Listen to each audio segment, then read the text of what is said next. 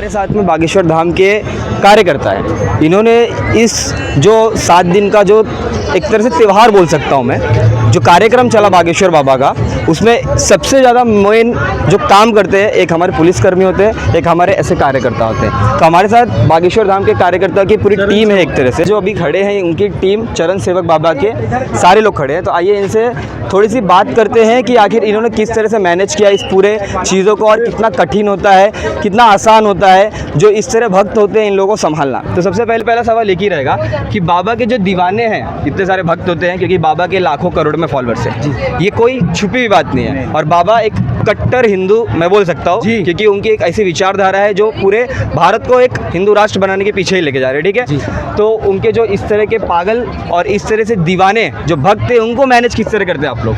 Sir, बाबा के दीवाने खुद समझदार हैं और एकदम उन्होंने डिसिप्लिन पाला हुआ है। हमें उनको बताएं, देखिए एक लाइन लगी 1 किलोमीटर 3 किलोमीटर तक, एक सिंगल लाइन है। कहीं आपने देखा है ऐसा? ये बाबा के दीवाने ही कर सकते हैं। हर 2 महीने में बाबा जी यहाँ स्वयं आएंगे, अर्जी भी होगी, पर्ची भी निकलेगी, चर्चा भी होगा। जय श्री राम। हाँ, जो भी सेवादार हैं, चरण सेवक जिसको बोलते हैं, वो बाबा बागेश्वर धाम से जुड़े हुए हैं। और बागेश्वर धाम के साथ में जितने भी लोग हैं यहाँ, चरण सेवक जिसको बोलते हैं, वो सब आपस में एक एक टीम बनी हुई है।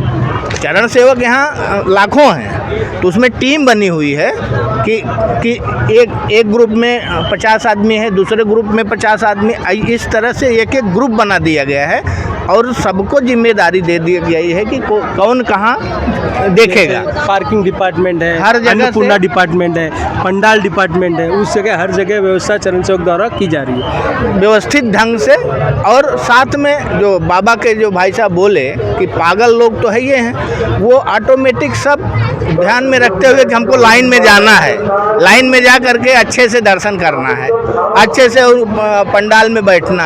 आप देखे होंगे पंडाल में इतनी बड़ी भीड़ होने के बावजूद, लाखों आदमी बैठने के बाद भी आप वहाँ एक किसी को ऐसा नहीं देखेंगे कि भगदड़ हो जा रहा है, ये हो रहा है, वो हो रहा है। तो वो सब बाबा के दीवाने लोग हैं और आराम से सब बैठ करके सब भजन सुनते हैं, दर्शन करते हैं। और आज तो रुद्र प्रताप त्रिपाठी महाराज के जरिए ये समझिए कि पूरे भारत में, महाराष्ट्र की बात नहीं, भारत में एक गढ़ा गांव में था बागेश्वर धाम जी का मंदिर, आज जो है रुद्र प्रताप त्रिपाठी के द्वारा यहाँ बन गया। मैं यही जानना चाहूँगा कि जैसे कि हम एक जो अपने बागेश्वर धाम जी का मंदिर है एमपी में है, हाँ। आज ये दूसरा मंदिर हमारे यहाँ पे है, हाँ। उपलब्ध हुआ है, जो कि भक्तों के लिए बना है एक तरह से कहा जाए। तो क्या कुछ रहेगा, मैं आपके माध्यम से जानना चाहूँगा, क्योंकि जो सेवक होते हैं वही भगवान को बता सकते हैं कि भगवान क्या है। भगवान कभी खुद को बताते नहीं कि मैं क्या हूँ। तो मैं वही जानना चाहूँगा कि बागेश्वर धाम जी का क्या रूटीन होगा, वो यहाँ पे कब आएंगे अपने भक्तों को दर्शन देने, क्या कैसा कुछ यहाँ पर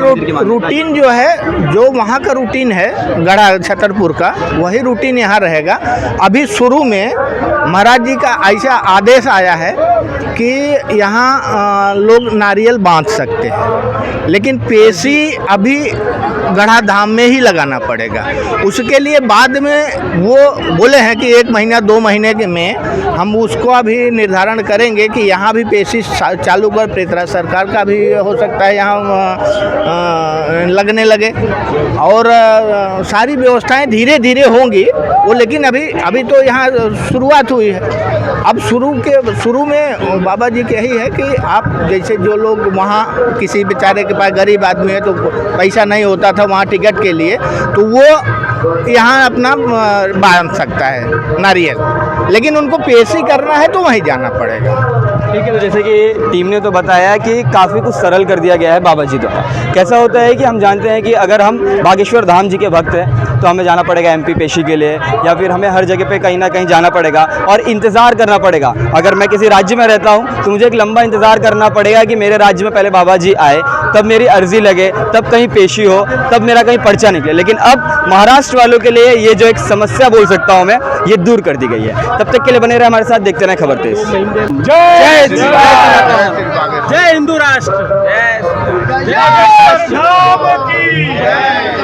हिंदू राष्ट्र की